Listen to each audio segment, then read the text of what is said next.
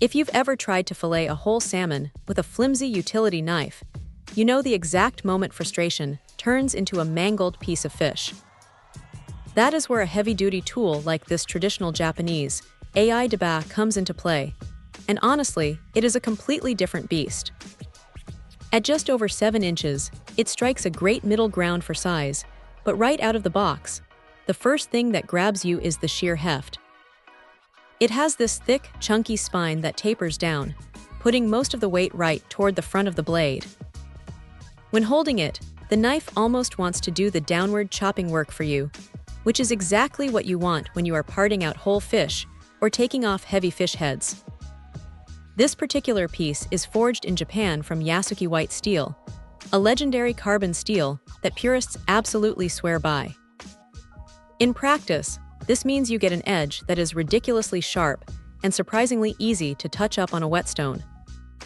But here is the catch, and it is a big one for anyone new to carbon steel.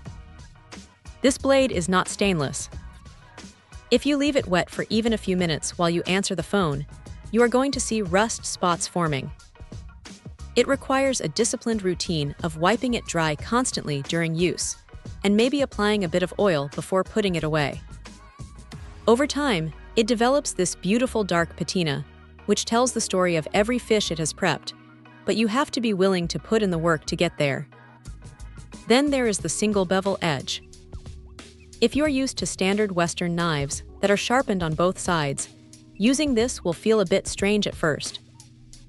It tends to steer to one side as you cut, which takes some getting used to.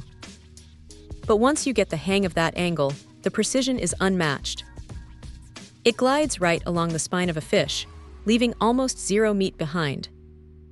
The simple wooden handle feels warm and traditional, though it is quite basic, lacking the polished finish of more commercial brands. It is a pure workhorse designed for sockeye-style performance, rather than looking pretty on a magnetic rack.